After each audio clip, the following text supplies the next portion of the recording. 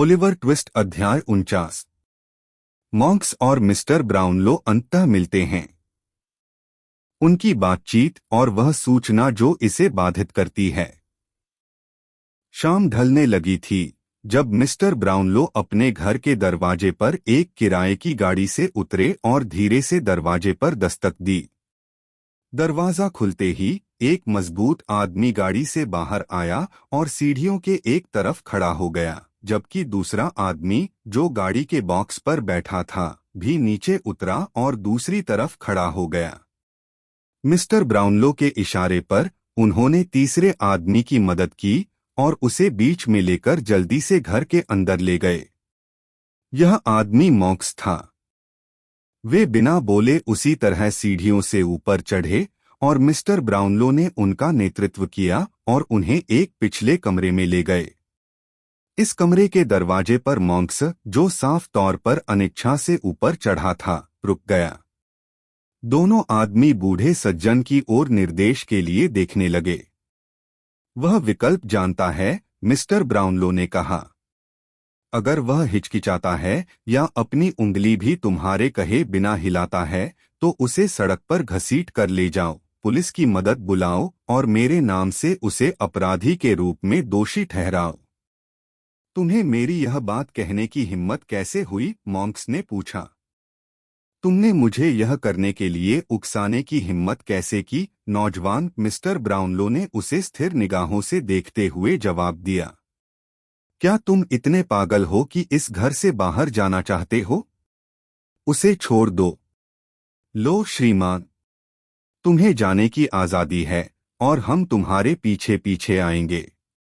लेकिन मैं तुम्हें आगाह कर रहा हूं, अपनी सबसे पवित्र बातों की कसम खाकर, कि उसी क्षण तुम्हें धोखाधड़ी और चोरी के आरोप में गिरफ्तार कर लिया जाएगा। मैं दृढ़ और अडिग हूं। अगर तुम भी वैसे ही बने रहने पर अड़े हो तो तुम्हारे खून की जिम्मेदारी खुद तुम पर होगी। किस अधिकार से मुझे सड़क से अगवा किया गया और इन कुत्तों के द्वारा यहाँ लाया गया? मॉन्क्स ने पूछा, एक से दूसरे आदमी की ओर देखते हुए जो उसके बगल में खड़े थे। मेरे अधिकार से, मिस्टर ब्राउनलो ने जवाब दिया। इन व्यक्तियों को मैंने सुरक्षा दी है। अगर तुम शिकायत करते हो कि तुम्हें तुम्हारी आज़ादी से वंचित किया गया है, तुम्हारे पास इसे वापस पाने की शक्ति और अवसर था जब तुम यहाँ आ रहे थे, लेकिन तुमने चुपचाप रहने का सही समझा। मैं फिर कहता हूँ, कानून की रक्षा के लिए खुद को पेश करो। मैं भी कानून की ओर अपील करूँगा, लेकिन जब तुम बहुत दूर जा चुके हो तो मुझसे दया की भीख मत मांगना जब ताकत किसी और के हाथ में चली जाएगी, और मत कहना कि मैंने तुम्हें उस खाई में धकेला जिसमें तुम खुद कूद पड़े। मॉन्क्स स्पष्ट रूप से असहज और डर गया था। वह हिचकिचाया। तुम जल्दी से निर्णय लोगे, मिस्टर ब्राउनलो ने पूरी दृढ़ता और शांति के साथ कहा। अगर तुम चाहते हो कि मैं सार्वजनिक रूप से अपने आरोप लगाऊं और तुम्हें उस सजा के हवाले कर दूं जिसकी सीमा मैं डरते हुए भी देख सकता हूं, लेकिन नियंत्रित नहीं कर सकता, तो फिर से कहता हूं, तुम्हें रास्ता पता है। अगर नहीं, और तुम मेरी सहनशीलता और उन लोगों की दया की ओर अपील करते हो जिन्हें तुमने गहराई से चोट पहुंचाई है, तो बिना एक शब्द कहे उस कुर्सी पर बैठ जाओ। यह कुर्सी 2 दिनों से तुम्हारा इंतजार कर रही है। मॉन्क्स ने कुछ अस्पष्ट शब्द बुदबुदाए, लेकिन अब भी हिचकिचा रहा था। तुम जल्दी से फैसला करोगे, मिस्टर ब्राउनलो ने कहा। मुझसे एक शब्द और विकल्प हमेशा के लिए चला गया।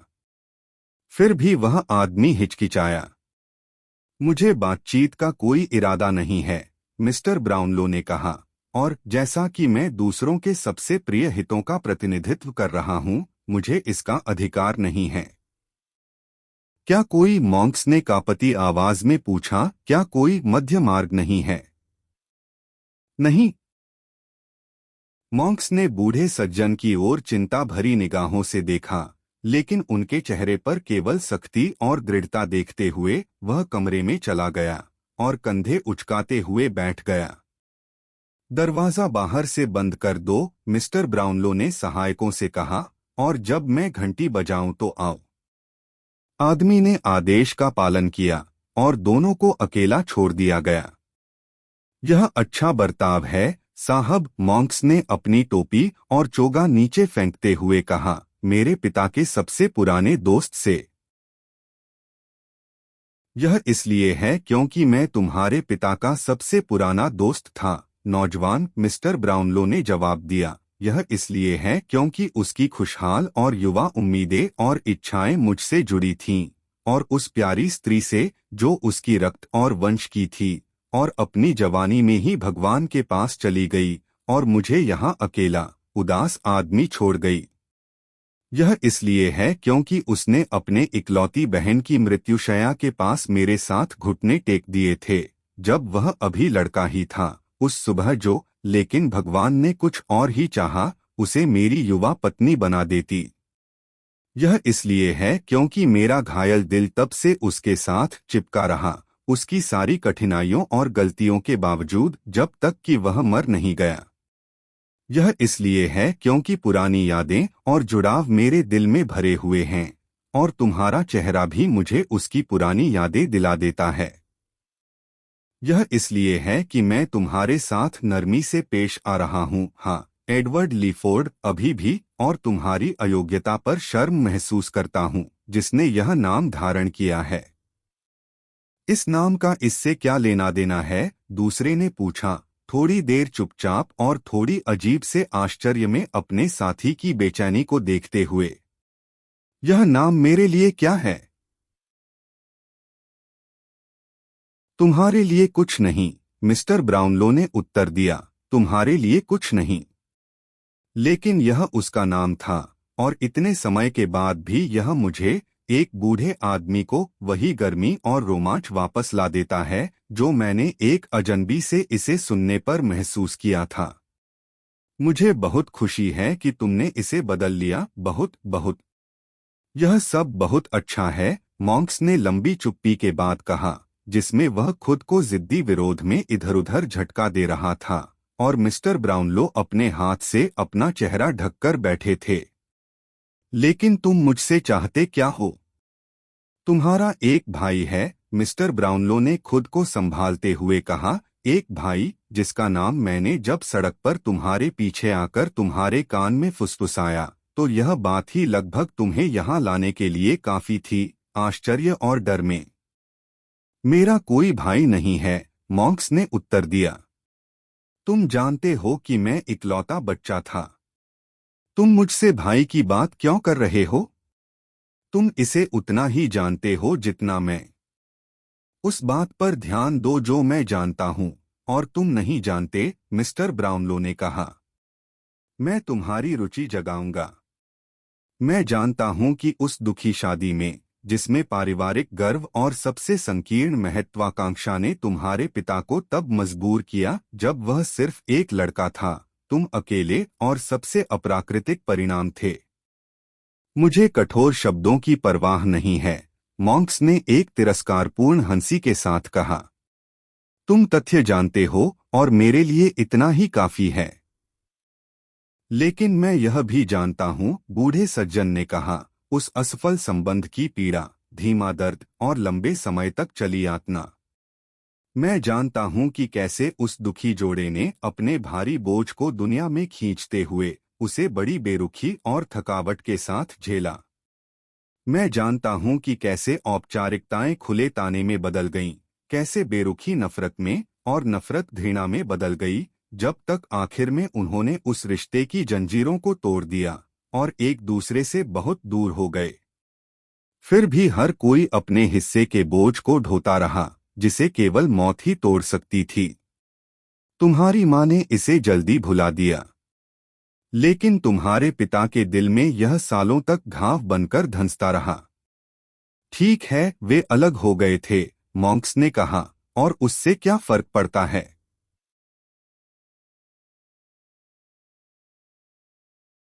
जब वे कुछ समय के लिए अलग हो गए थे, मिस्टर ब्राउनलो ने कहा, और तुम्हारी माँ, जो पूरी तरह से विदेशी फिजूलखर्ची में खो चुकी थी, ने उस युवा पति को पूरी तरह से भुला दिया जो उससे 10 साल छोटा था। वह घर पर रह गया और नए दोस्तों के बीच आ गया। यह बात तो तुम जानते हो। मैं नहीं, मॉन्क्स ने कहा, अपनी आंखें हटाते हुए और जमीन पर पैर पटकते हुए, जैसे कि वह सब कुछ नकारने का इरादा कर रहा हो। मैं नहीं। तुम्हारा व्यवहार और तुम्हारे काम मुझे यह यकीन दिलाते हैं कि तुमने इसे कभी नहीं भुलाया और न ही कभी इसके बारे में कड़वाहट से सोचना बंद किया, मिस्टर ब्राउनलो ने जवाब दिया। मैं 15 साल पहले की बात कर रहा हूँ, जब तुम्हारी उम्र सिर्फ 11 साल थी और तुम्हारे पिता केवल 31 साल के थे, क्योंकि वह, मैं फिर कहता हूँ, एक लड़का ही था जब उसके पिता ने उसे शादी करने का आदेश दिया था। क्या मुझे उन घटनाओं की ओर वापस जाना पड़ेगा जो तुम्हारे पिता की यादों पर धुंध डालती हैं, या तुम खुद इसे रोककर मुझे सच बता दोगे? मेरे पास बताने के लिए कुछ नहीं है, मॉन्क्स ने जवाब दिया। तुम बोलते रह सकते हो अगर तुम्हें चाहिए। तो ये नए दोस्त, मिस्टर ब्राउनलो ने कहा, एक नौसेना अधिकारी थे जो सक्रिय सेवा से सेवानिवृत्त हो चुके थे। उनकी पत्नी का करीब आधा साल पहले निधन हो चुका था और उन्होंने उन्हें 2 बच्चों के साथ छोड़ दिया था। पहले और भी बच्चे थे, लेकिन उनकी खुशी से केवल 2 ही बचे थे। वे दोनों बेटियां थीं, एक 19 साल की सुंदर युवती और दूसरी सिर्फ 2 या 3 साल की छोटी बच्ची थी। इससे मेरा क्या लेना देना है? मॉन्क्स ने पूछा। वे, मिस्टर ब्राउनलो ने बिना रुकावट की परवाह किए कहा, उस क्षेत्र में रहते थे जहां तुम्हारे पिता अपनी भटकन में पहुंचे थे और वहीं बस गए थे। जान पहचान, नजदीकी और दोस्ती तेजी से एक के बाद एक बढ़ी। तुम्हारे पिता अद्भुत गुणों से संपन्न थे जो कम लोगों में होते हैं। उनमें उनकी बहन की आत्मा और रूप था। जैसे जैसे उस पुराने अधिकारी ने उन्हें जाना, वह उनसे प्यार करने लगा। काश यहीं पर यह समाप्त हो जाता। उसकी बेटी ने भी वही किया। बूढ़े सज्जन ने थोड़ा रुककर कहा। मॉन्क्स अपने होंठ काट रहा था और उसकी नजरें जमीन पर टिकी थीं। यह देखकर उन्होंने तुरंत फिर से बोलना शुरू किया। 1 साल के अंत में वह उस बेटी से सगाई कर चुका था, बहुत ही गंभीर सगाई। वह बेटी जो एक मासूम लड़की की पहली, सच्ची, प्रबल और अकेली चाहत का केंद्र थी। तुम्हारी कहानी बहुत लंबी हो रही है, मॉन्क्स ने बेचैनी से अपनी कुर्सी में हिलते हुए कहा। यह दुख, परीक्षा और कष्ट की सच्ची कहानी है, नौजवान, मिस्टर ब्राउनलो ने जवाब दिया, और ऐसी कहानियां अक्सर लंबी होती हैं। अगर यह खुशी और आनंद की कहानी होती तो यह बहुत ही संक्षिप्त होती। अंत में उन अमीर रिश्तेदारों में से एक, जिनके हितों और महत्व को बढ़ाने के लिए तुम्हारे पिता का बलिदान दिया गया था, जैसे कि अक्सर होता है, यह कोई अनोखी बात नहीं, मर गया। और जो पीड़ा उसने दी थी, उसकी भरपाई करने के लिए उसने तुम्हारे पिता को उसकी सभी समस्याओं का समाधान दिया, पैसा। तुम्हारे पिता को तुरंत रोम जाना पड़ा, जहां यह व्यक्ति स्वास्थ्य लाभ के लिए गया था, और वहीं उसकी मृत्यु हो गई, अपने मामलों को बुरी तरह से उलझा छोड़ते हुए। वह गए, वहां गंभीर बीमारी का शिकार हो गए, और जैसे ही यह खबर पेरिस पहुंची, तुम्हारी मां तुम्हें लेकर वहां पहुंच गई। वह तुम्हारे पिता की मृत्यु के अगले ही दिन पहुंचे, लेकिन तुम्हारे पिता ने कोई वसीयत नहीं छोड़ी, कोई वसीयत नहीं, इसलिए पूरी संपत्ति तुम्हारी मां और तुम्हारे हिस्से आई। इस हिस्से को सुनते हुए मॉन्क्स ने अपनी सांस रोकी और बहुत ही उत्सुकता से सुना, हालांकि उसकी नजरें वक्ता की तरफ नहीं थीं। जब मिस्टर ब्राउनलो रुके, तो उसने एक राहत महसूस करने वाले इंसान की तरह अपना स्थान बदला और अपने गर्म चेहरे और हाथों को पोंछा। विदेश जाने से पहले और जब वह लंदन से गुजर रहा था, मिस्टर ब्राउनलो ने धीरे से कहा, और अपनी आंखें मॉन्क्स के चेहरे पर टिकाई, वह मुझसे मिलने आया था। मैंने कभी इसके बारे में नहीं सुना, मॉन्क्स ने एक अविश्वास भरे लहजे में कहा। लेकिन यह लहजा उसके आश्चर्य को छिपाने में असफल रहा। वह मुझसे मिलने आए और कुछ अन्य चीजों के साथ मेरे पास एक तस्वीर छोड़ गए, उनके द्वारा बनाई गई एक पेंटिंग, उस बेचारी लड़की का चित्र जिसे वह पीछे नहीं छोड़ना चाहते थे और अपनी जल्दबाजी भरी यात्रा में साथ नहीं ले जा सकते थे। वह चिंता और पछतावे से इतने कमजोर हो चुके थे कि उनकी छाया मात्र रह गई थी। वह अपने द्वारा किए गए बर्बादी और बेइज्जती के बारे में बेतरतीब और घबराए हुए अंदाज में बात कर रहे थे। उन्होंने मुझे यह भरोसा दिलाया कि वह अपनी पूरी संपत्ति किसी भी हानि पर पैसे में बदल देंगे और अपनी पत्नी और तुम्हारे लिए हाल ही में प्राप्त संपत्ति का एक हिस्सा निर्धारित करके देश छोड़ देंगे। मुझे अच्छी तरह से पता था कि वह अकेले नहीं जाएंगे और फिर कभी यहाँ नहीं लौटेंगे। यहाँ तक कि मुझसे, जो उनका पुराना और सबसे करीबी दोस्त था, जिसके स्नेह की जड़ें उस मिट्टी में थीं जो हमारे दोनों के लिए सबसे प्यारे इंसान को ढक रही थी, यहाँ तक कि मुझसे भी उन्होंने कुछ खास बातों का जिक्र नहीं किया, यह वादा करते हुए कि वह मुझे पत्र लिखेंगे और सब कुछ बताएंगे और उसके बाद एक बार फिर से मिलेंगे, आखिरी बार इस धरती पर। अफसोस, वह आखिरी बार था। मुझे कभी कोई पत्र नहीं मिला और मैंने उन्हें फिर कभी नहीं देखा। मैं गया, मिस्टर ब्राउनलो ने थोड़े विराम के बाद कहा। मैं उस जगह गया जहां उनका, मैं उस शब्द का प्रयोग करूंगा जिसे दुनिया खुलकर इस्तेमाल करेगी, क्योंकि सांसारिक कठोरता या पक्षपात अब उसके लिए एक समान है, उनका गलत प्यार था, यह निश्चय करके कि अगर मेरी आशंकाएं सच साबित होती हैं तो उस भटकी हुई बच्ची को एक दिल और घर मिलेगा जो उसे पनाह देगा और उस पर दया करेगा।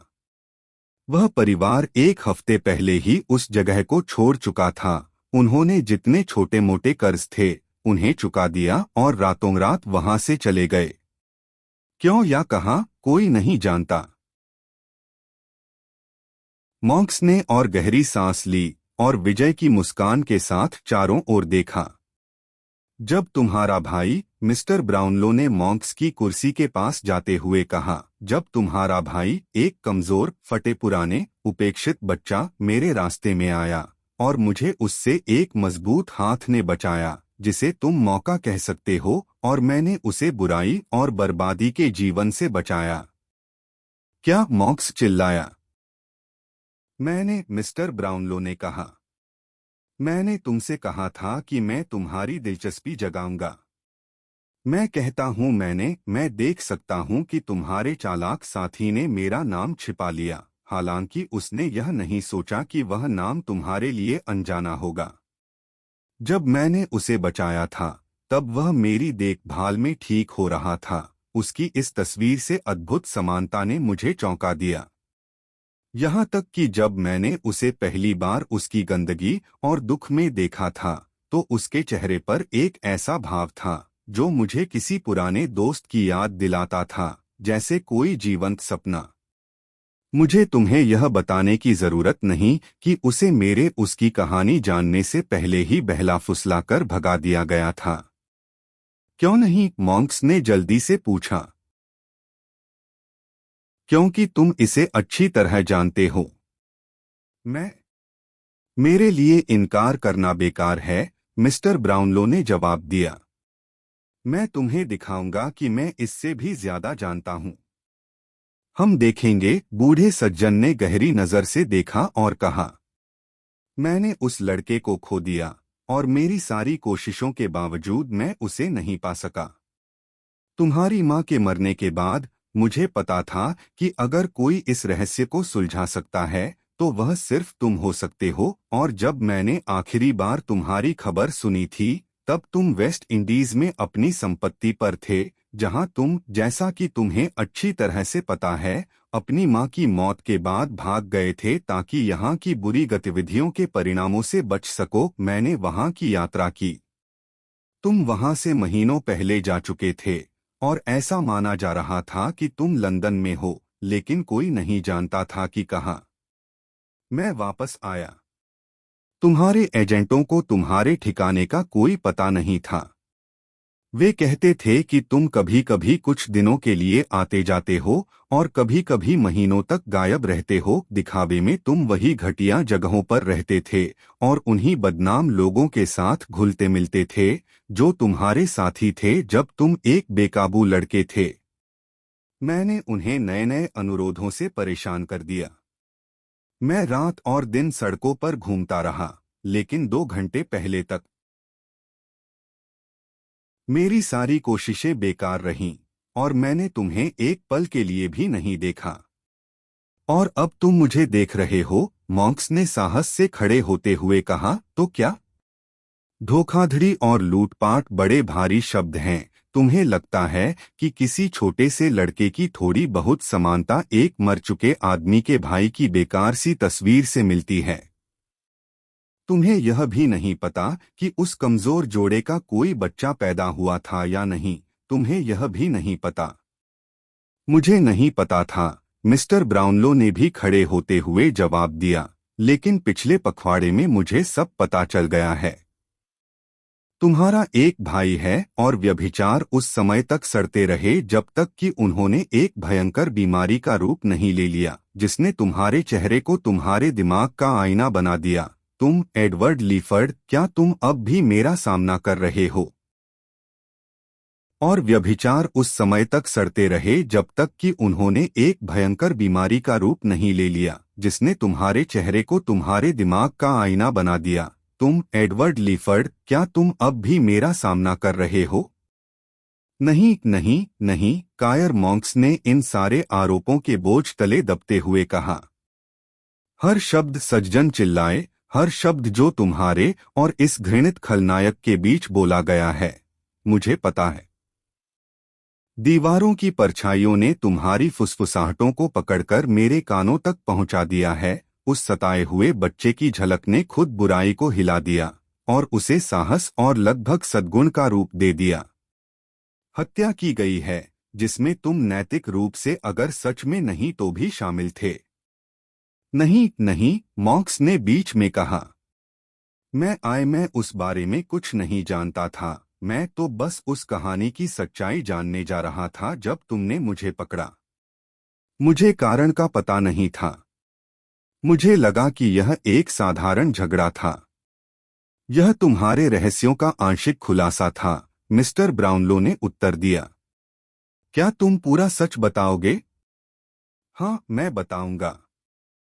सच और तथ्यों का एक बयान लिखकर उस पर हस्ताक्षर करोगे और गवाहों के सामने इसे दोहराओगे। यह मैं भी वादा करता हूं। यहाँ शांति से रुको जब तक ऐसा दस्तावेज तैयार नहीं हो जाता और फिर मेरे साथ उस स्थान पर चलो जहां मैं इसे प्रमाणित कराने के लिए उचित समझूं। तुम मेरे खिलाफ कुछ साबित नहीं कर सकते, मॉन्क्स ने लड़खड़ाते हुए कहा। मैं तुम्हें चुनौती देता हूं कि तुम ऐसा कर सको। अगर तुम इस पर जोर देते हो तो मैं वो भी करूंगा, मॉन्क्स ने जवाब दिया। तुम्हें उससे भी ज्यादा करना होगा, मिस्टर ब्राउनलो ने कहा। एक मासूम और निर्दोष बच्चे को उसका हक लौटाओ, क्योंकि वह ऐसा ही है, भले ही वह एक अपराधी और बेहद दुखदायी प्रेम का नतीजा हो। तुम्हें वसीयत की शर्तें याद हैं। उन्हें अपने भाई के हक में पूरा करो और फिर जहां चाहो वहां जाओ। इस दुनिया में तुम्हें उससे फिर कभी मिलने की जरूरत नहीं होगी। जब मॉन्क्स कमरे में इधर उधर टहल रहा था, इस प्रस्ताव पर काली और बुरी नजरों से सोचते हुए और इसे टालने की संभावनाओं पर विचार कर रहा था, एक तरफ उसके डर और दूसरी तरफ उसकी नफरत के बीच फटा हुआ, तभी दरवाजा अचानक खोला गया और एक सज्जन मिस्टर लॉसबर्न अत्यधिक उत्तेजना में कमरे में प्रवेश करते हैं। वह आदमी पकड़ा जाएगा, उन्होंने चिल्लाते हुए कहा। वह आज रात पकड़ा जाएगा। हत्यारा, मिस्टर ब्राउनलो ने पूछा। हाँ हाँ, दूसरे ने जवाब दिया। उसका कुत्ता एक पुराने ठिकाने के आसपास मंडराते हुए देखा गया है और इसमें कोई संदेह नहीं है कि उसका मालिक भी वहां है या अंधेरे का फायदा उठाकर वहां होगा। हर दिशा में जासूस मंडरा रहे हैं। मैंने उन लोगों से बात की है जो उसे पकड़ने के काम पर हैं, और उन्होंने कहा है कि वह बच नहीं सकता।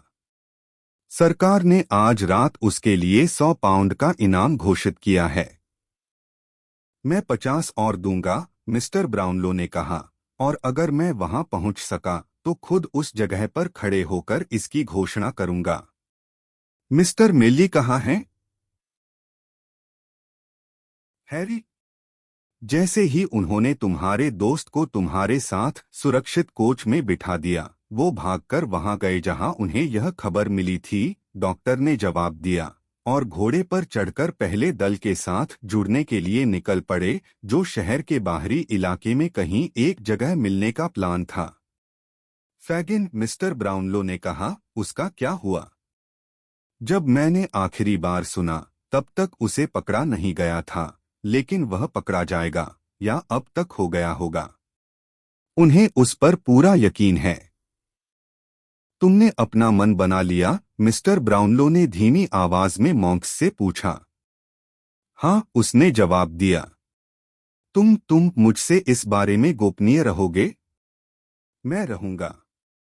यहीं रुको जब तक मैं वापस नहीं आता। यह तुम्हारी एकमात्र सुरक्षा की उम्मीद है। वह लोग कमरे से निकल गए और दरवाजा फिर से बंद कर दिया गया। तुमने क्या किया? डॉक्टर ने फुसफुसाकर पूछा। जितना मैं उम्मीद कर सकता था, उससे भी ज्यादा किया। उस गरीब लड़की की जानकारी को अपनी पुरानी जानकारी के साथ मिलाकर और हमारे अच्छे दोस्त की जांच के नतीजे के साथ मैंने उसे बचने का कोई रास्ता नहीं छोड़ा और सारा पाप साफ साफ उजागर कर दिया, जो इन सबूतों से दिन की तरह साफ हो गया। लिखो और परसों शाम 7 बजे की मुलाकात तय करो। हम वहां कुछ घंटे पहले पहुंच जाएंगे, लेकिन हमें आराम की जरूरत होगी, खासकर उस जवान लड़की को जिसे शायद हमसे ज्यादा हिम्मत की जरूरत होगी, जिसका अंदाजा हम अभी नहीं लगा सकते। लेकिन मेरे खून में उबाल आ रहा है इस गरीब मारे गए इंसान का बदला लेने के लिए। वे किस दिशा में गए हैं? सीधा ऑफिस की ओर जाओ और तुम समय पर पहुंच जाओगे, मिस्टर लॉसबर्न ने जवाब दिया। मैं यहीं रुकूंगा। दोनों सज्जन जल्दी जल्दी अलग हो गए, दोनों अत्यधिक उत्तेजना में, जिसे काबू करना नामुमकिन था। Like this.